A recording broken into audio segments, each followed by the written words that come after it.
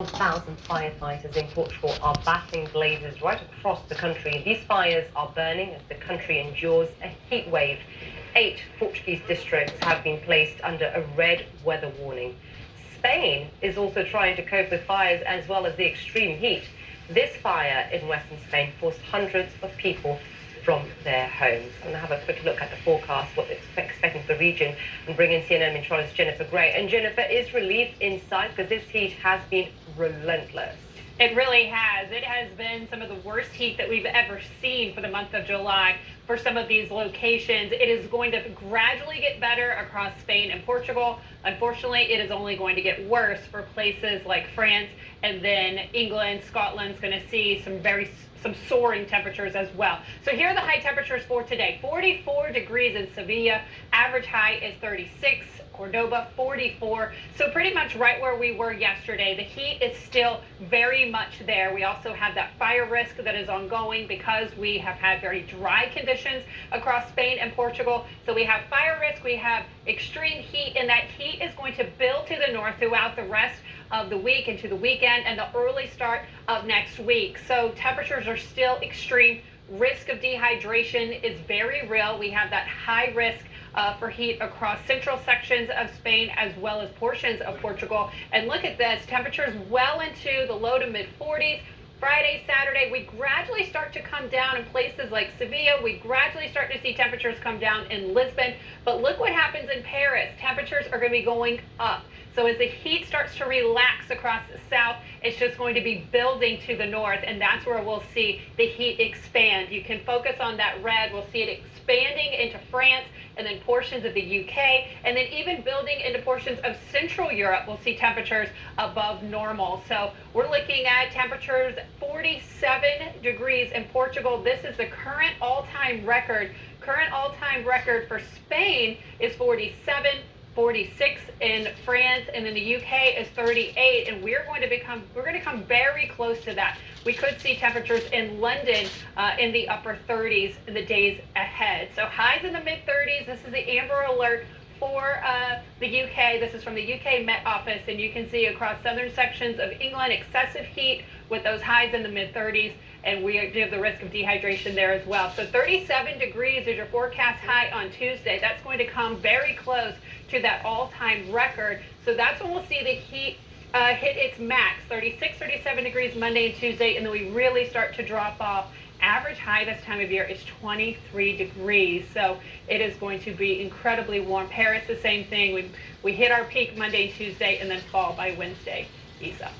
Wow, staggering numbers. Thank you very much, Jennifer. Appreciate it. I want to go now to Lisbon, where CNN producer Vasco Tuvio joins us now. And Vasco, I don't know if you heard what Jennifer was saying, the highest temperature recorded in Portugal was 47.4 degrees Celsius. Talk us through what has been happening and whether things have gotten any better because there's a red alert in the country. Yeah, as Jennifer was saying, temperatures are slowly coming down. They have come down in the past 24 hours compared to what we saw on Wednesday and Tuesday. But officials here actually say these are actually the most dangerous 24 hours for the country. The Prime Minister making that announcement today, and that's because we're going to be seeing low humidity and rising winds from the east, and that has the potential to spring up additional forest fires. Currently, Portugal's battling 24 of these blazes across the country. That's more than 2,400 firefighters stationed across the country, supported by around 700 vehicles and 30 aircraft, just to give you a sense of the scale or the magnitude of these fires across the country. And this is a very small country by comparison to others in Europe. So officials here are optimistic that things will become better in the coming days, as Jennifer was saying. But the fact that Portugal has had these high temperatures, this dry weather for the past week or so means that people simply can't relax. People simply can't just let go. They have to stay alert. And the Prime Minister also announcing that the state of alert is going to continue till Sunday, tomorrow, for at least 5 districts of the country on red alert still. So appreciate it. High temperatures expected in the coming days as well. Yeah. Vasco Coutinho for us in Portugal, in Lisbon. Thanks very much, Vasco. That does it for me for tonight. Please stay right here. Questions Business. Stay safe. We've all been there. Okay, let's back up. This is basically just the beginning season of all this. So, But I can go ahead and give you the knowledge that God has given to me to give to you, and you can either accept this information for what I'm fixing to share towards it being the gospel, or you can denounce it. You can decline to believe it. Whenever COVID first hit, scientists noticed an environmental change. And it wasn't an environmental change for the worse, it was actually an environmental change for the better. Whenever you shut down basically, I guess about a half of the world, and you suddenly take a lot of those gas burning automobiles that at one time was roaring down here on the planet, and you basically shut them down. You may not shut them all down, but you shut a great deal of them down pertaining to the H2O carbons that was going up into the atmosphere. They noticed that the atmosphere actually started healing itself. Now, I don't know what type of machine that they got, NASA or whoever, that can make this determination. But you know, our atmosphere is put there to protect us from the sun's rays, because if we didn't have that atmosphere, we would basically all be subject of catching some sort of, I think they call it melanoma cancer or something like that, where your skin immediately starts reacting to this cancer that's pertaining to the radiations that's coming out of the sky.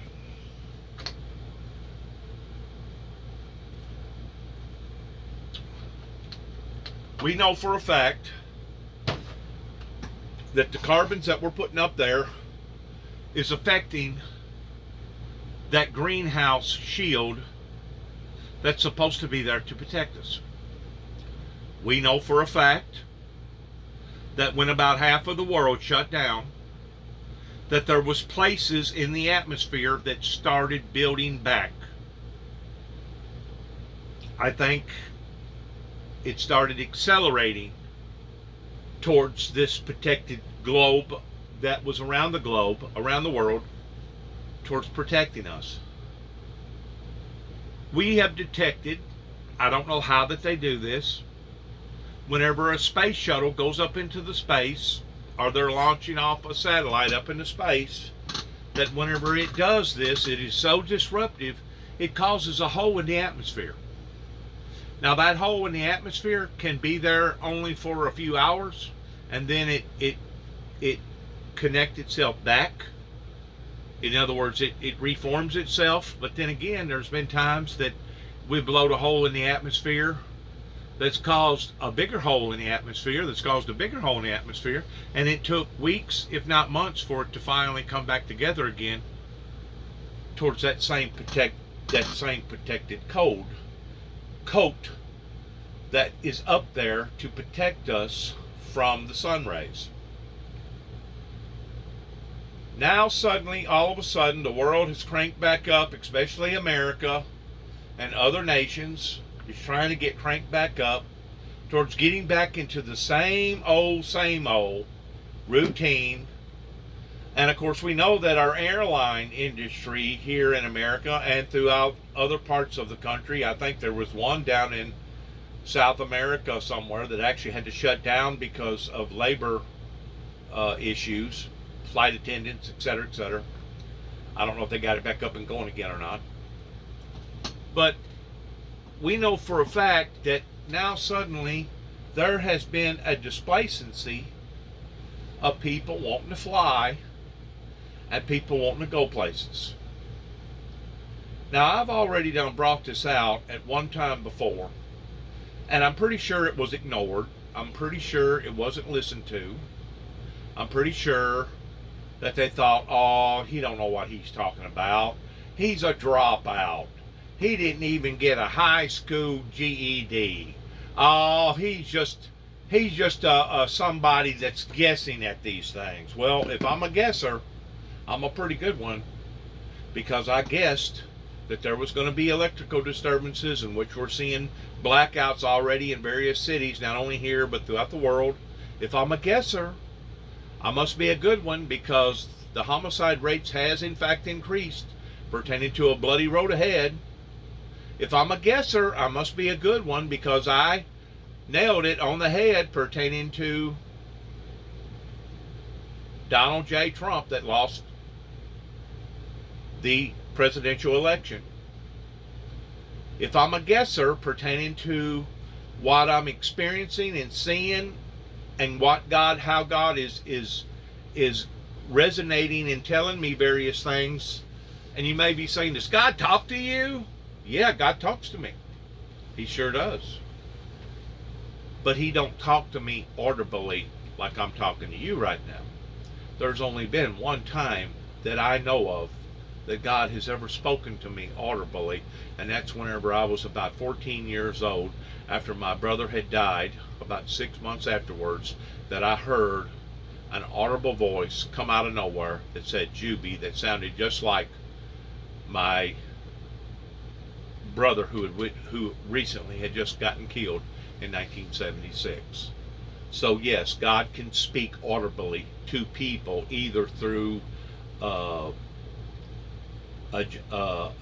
mule or a jackass, according to the Bible, or he can speak audibly during the time that Jesus was being baptized. This is my son who I am well pleased, whenever Christ got baptized. So yes, God can speak audibly. I don't care what your psychiatrist, I don't care what your church members or church leaders may say, but if God desires, if there's a purpose for him to speak audibly, I promise you, he can speak audibly. But this is what God has showed me in my heart and in my spirit, is that now all of a sudden we have accelerated our activities down here on the planet, and we're just now really getting into the fire season, and we ain't seen nothing yet. And the reason why that we ain't seen nothing yet is because the more cars and the more trucks and the more airplanes that we put out there, the more diminishing that we harm and hurt the upper atmosphere that is there for a shield to protect us. And I can personally tell, I didn't think that I would ever feel this feeling again. But whenever I was out west in my latest adventure out west was in 2012, whenever I thought that I had a job in just outside of Aspen, Colorado, in the little town of Basalt, Colorado. I could tell during the time that I was up there, which was just about this same time period, that the sun was so relentlessly hot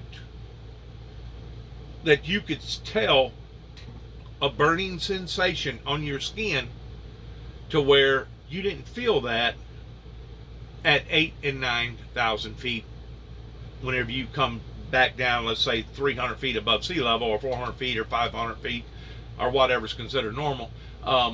I could tell that the higher I got during the day, that the sun made my skin more sensitive to the effect that I could feel it, just a stinging sensation on my skin. And of course, if you live there all your life in Colorado, and that's the only lifestyle that you've ever lived, you become adjusted to that stinging sensation, and your body immediately starts telling you, well, this is normal. You know, that this is the same stinging sensation that I got last year. It's the same stinging sensation that I got the year before. And I'm pretty sure that your brain becomes adapted to that, to the point that it's like, well, It's nothing any different what it was last year or the year before or the year before that. Now what I'm talking about here is the frog in the water theory. That if you gradually turn the water up, eventually the frog will die, because the frog has become so adapted to the water gradually going up that it really didn't notice the water going up that high until it was too late. And when it was too late, then is whenever the frog died. We're just like any other animal. We have skin. We have blood going through our skin. But we're supposed to be smarter than the average animal. We're supposed to be able to detect these things, which is hard to do if you was raised up in Aspen, Colorado, which is give or take around 9,000 feet above sea level, which is about 1.5 miles above sea level. 1.5 miles. That puts you 1.5 miles higher. Okay, the air itself is cooler, but the atmosphere that you're getting into is thinner, because now you have gotten even closer towards the outer atmosphere. Recently, just within the past few years, I have noticed this same sensation, especially this year, on my skin, that had similar type tentacle feelings on my skin of the same burning sensation, that if you're out there in the sun, you can detect a burning sensation on your skin. Now, it may be because I'm a diabetic, and it may be because I take diabetic medication that has made me more sensitive to this, but you know what? Whenever I was out in Colorado in 2012, at that time I wasn't a diabetic. I may have been pre-diabetic and didn't know it, but the fact of the matter is I was not taking medication in 2012 other than a little bit of let me see here. It's called, and this was a Western medication that I brought over here from over there that has helped me tremendously pertaining to my arthritis. It's called naproxen, Naproxen, 500 milligram. I take one tablet by mouth twice daily. I take one in the morning and one at evening, and what that does is resist the inflammation out of a lot of the injuries that I've had. I've had back injuries, I've had crushed ankle injuries, I've had other types of injuries, and what that does, it takes a lot of the inflammation out to the point that I don't ache and hurt like I would be if I didn't have that. Now, I could do the same towards taking a bunch of aspirin, but aspirin is actually bad for your digestive system and can cause holes in your layer of your intestines. So I've stayed away from aspirin, and I do take a Tylenol with that because of my inflammation. So at the time in 2012, whenever I was up in Colorado, thinking that I was going to go to work for an individual in Basalt, Colorado, which is give or take about 12 or 15 miles from Aspen, I got to noticing these things. Recently, I have noticed the same stinging sensation. God has showed me the reason for it is because the world has suddenly awoken up again in thinking that the COVID is gone, in which it's not. Matter of fact, they're saying now that the monkey virus is tremendously bad, not just among the homosexual, the LGBTQ communities, but it's also spreading more rapidly and it's more contagious. But I can feel the difference today in going out into the sun in comparison to the way that it felt last year and the year before during the time that the world was shut down. So there is not a doubt in my mind now, by looking at the facts pertaining to how that the atmosphere started healing itself shortly after COVID hit and the world basically shut down, versus now, since the world has no longer shut down, now we've re-energized ourselves, and people are thinking that we're going to be able to go right back into the same mode towards living our lives like it's normal. And I guarantee you, our lives are not normal. I promise you, our lives will never become normal again in comparison to the way that it was prior to pre-COVID. And if we don't pay attention to these signs, and if we don't pay attention to people like myself that's trying to tell you these things, these major intense weather patterns are only going to become more drastically out of control, either in one form or the other. I think it was last night they had major flooding somewhere up in Virginia. 2 or 3 months before that, they had major flooding up in Yellowstone. A year ago, they had 17.5 inches that fell out of the sky here in Middle Tennessee that basically destroyed about 20 lives. So you see, whenever you get to looking at Mother Nature, and it talks about this in the Bible towards it being great sorrows, great sorrows that are going to fall upon to the earth. And it says in the Bible that it will be as if a woman travailing with a child. And if you know anything about a woman travailing with a child, you know that the pain, the birth pains, get closer together, but they also intensify in the strength of the pain, to the point that they're towards the last, they literally think that they're going to die, and some women actually pass out because they cannot bear the pain unless they take one of them shots that helps to bear that pain. But as we're looking at the world elapidating upon to itself, to me it's almost like a child throwing a tantrum, and it's throwing these tantrum tantrums to warn us. It's throwing these tantrum tantrums to tell us, hey, something is not right. We are seeing these extreme weather patterns that will go just as far to the left as far to the right. And because of it, we need to pay attention to what we're doing and how that we're doing it. I'm telling you right now, the global warming procedures that we're talking about is in fact real, number one. Number two, we're about 35 years where we ought to be right now, because of various people that wanted to be climate deniers, environmental deniers. They didn't want to believe that the world was actually drastically changing, that some people had already monitored and seen that it was. We've got buoys now out in the waters that measures the temperatures.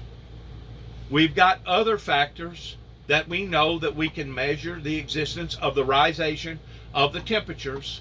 And we still, at the same time, have people here in the state of Tennessee that are still denying that climate is not a part of what's going on.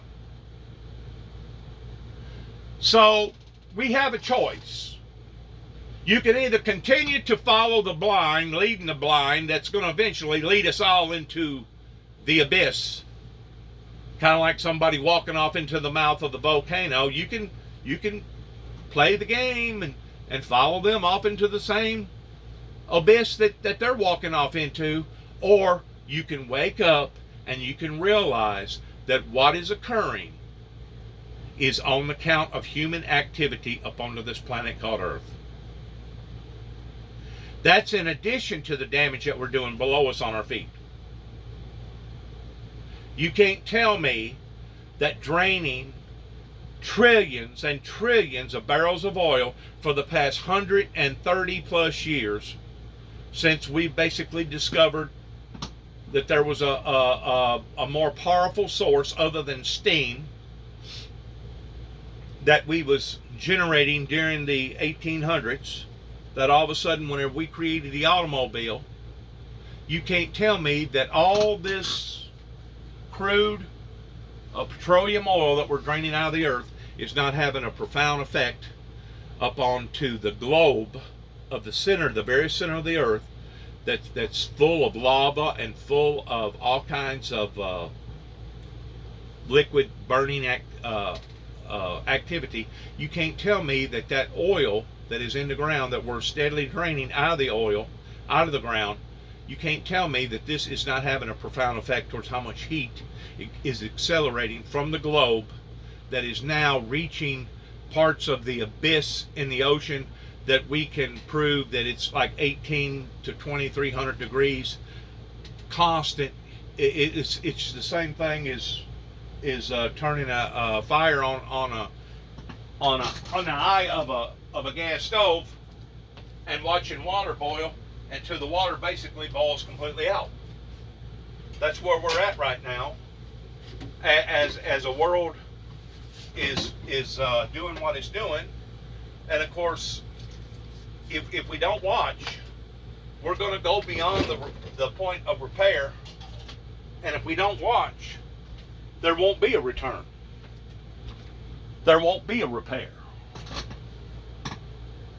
If you was to take all the oil that has been drained out of the ground since basically the early 1900s or the late 1800s, you could probably fill up the Grand Canyon a dozen times all the way to the top. Where the Colorado River is now, where the Hoover Dam is now, you would fill the Grand Canyon above the Hoover Dam, and you would be able to do so several times. I'm assuming probably about a dozen times. And you can't tell me, even though we live on a great big planet, that eventually is not going to have a profound effect upon to our planet and our atmosphere. Once more, that oil was not put there by dinosaurs. That oil was put there for our livelihood, pertaining to how that the human activity could live on this planet. That oil was put there to eliminate the heat of breaking through that shield to where it didn't come out to the point that the earth become uninhabitable, kind of like a desert, the Mojave Desert or Death Valley that's been as high as 137 degrees. If you watch the statistics this year alone, because of the world trying to get back into its motions, I guarantee you, you're going to see significant increases in temperatures in places that you never would have believed that was going to intensify like this. And it's not so much the intensity, but it's the irregularities of having it day after day after day after day after day and not actually getting a break from it. That is what is really affecting our planet. But still, we're having to deal with the climate deniers that's still rejecting the fact of what we're doing to the planet. So, in the year 2020, this is July, I think it's the 13th, 14th, something like that. I think it's the 14th. We need to pay very close attention to the mass differences that's going to occur, not only this year, but next year, pertaining to how that the world has tried to normalize itself.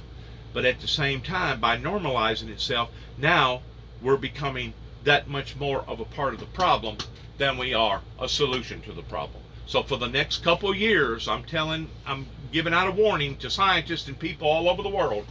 Please monitor this situation very, very closely, because I'm afraid that we are heading towards the abyss to the point that if our food supply can't grow, if it's so hot that we basically have to dig tunnels underground just to be able to live, then we're basically creating an uninhabitable society for ourselves, to the point of 7-8 billion people on the planet, to the point that the world will no longer be self-sustainable.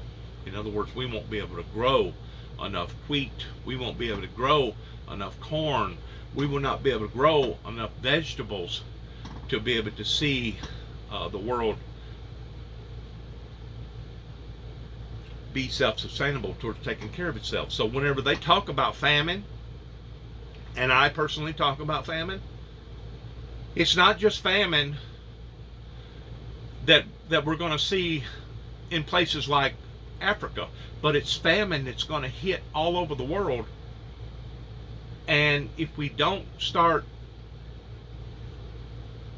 using our heads in these signs that obviously a lot of people have not been paying close enough attention to, we could actually reach the threshold of the point of no return. And at that point, people's lives will become so miserable that life itself will no longer not only be not sustainable, but it will no longer be worth living here upon to the planet. And that could very well be the way that God intends for us to basically end ourselves, because it talks about how that God will only accept so much, and that he will come back and basically destroy those who are destroying the planet.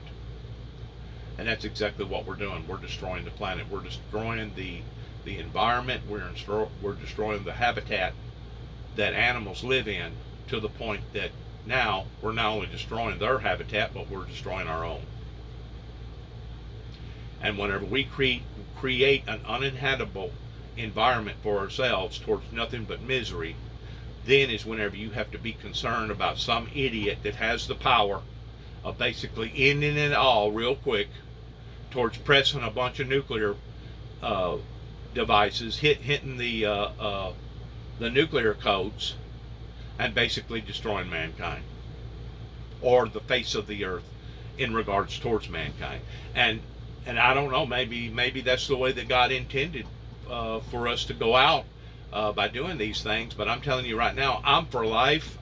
I've always been for life. I put out warnings and advisories to tell people about these things. They're not threats, I promise you. I'm not trying to threaten you in any form or fashion pertaining to what we're observing here. But the red flag that should have went up 30 plus years ago didn't go up whenever it should have went up. And now we're seeing other red flags go up that still to this day, as far as I'm concerned, are being ignored like there was 30 plus years ago by some of these old timers, by some of these people that you just cannot convince them that the world is round.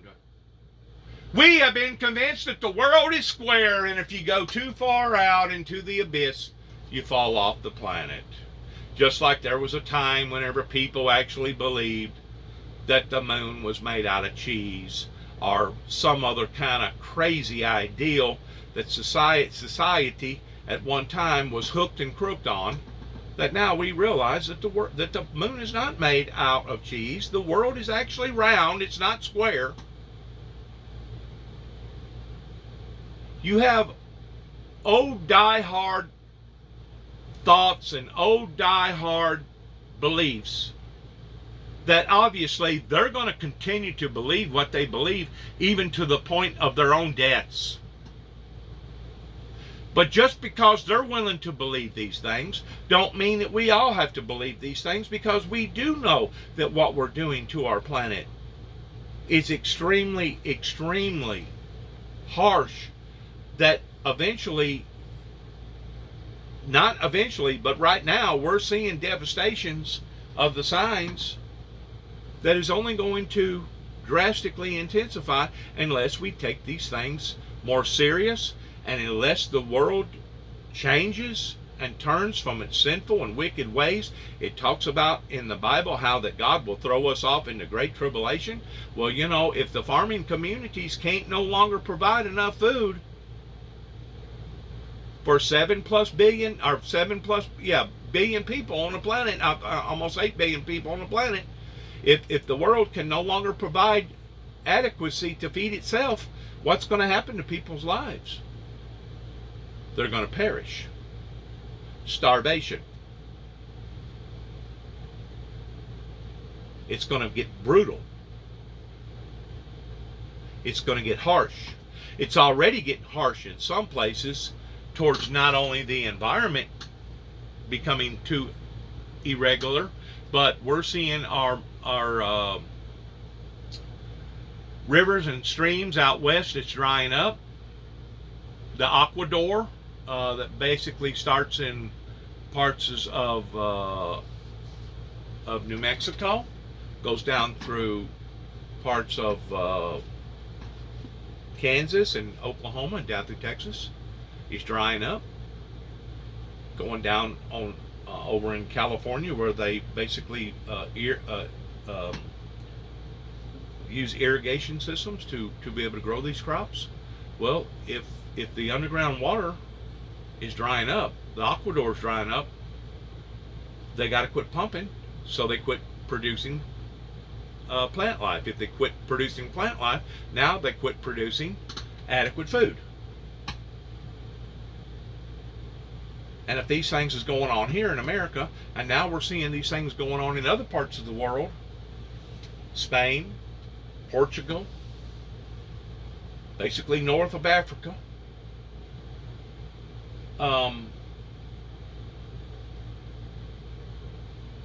the best is yet to come pertaining to the worst, coming near a neighborhood near you.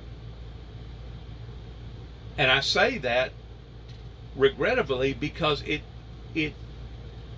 saddens me to see how hard-headed that humanity has become, to the point that we have put profit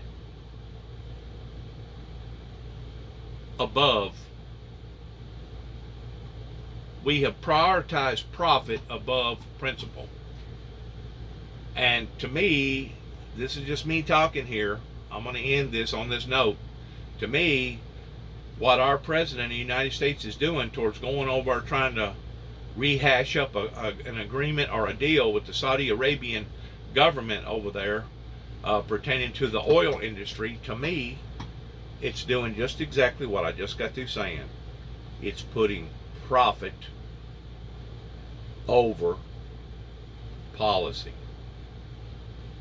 And whenever we can no longer be dictated to by policy versus profit, then is whenever you run into what we're running into right now, towards a group of people that just would not listen, and all they're doing is making life that much more harder on everybody else. It's already become ecstatically hard on a lot of people that can't afford to go out and go sit down in a restaurant here in America any longer, and let's say sit down and eat a steak for $25 or $30 a plate. You know, it used to be $25, $30 for a couple. Well, you may as well double that now in most restaurants. So it's already dwindling on our food supply in areas that's affecting right now the mid class and the poor class. But eventually, if this continues on long enough, with the population being what it is, it's not just going to affect the middle class and the poor class, but it's going to affect the rich class too. It's going to affect all of us. We need to start taking better control of ourselves and better control in what we're doing to ourselves and what we're doing to the planet, and how that we're worshiping God, and how that we have turned from God in a righteous type way. We need to start taking better care of ourselves, because there's nobody else that's going to take care of us for us other than ourselves. And whenever it reaches the point that we can no longer efficiently take care of ourselves, then is whenever we have nothing to look forward to other than doom and gloom and disastrous affairs. Disastrous affairs that will only intensify and grow worse. Thank you for letting me talk. Good luck to all of us. We hope that we didn't frighten nobody in the concern that we're talking about here. And thank you for letting us be able to produce this social media platform video in regards towards everything that's going on in the world. Good luck to all of us. God bless America. God bless America's troops. And shalom.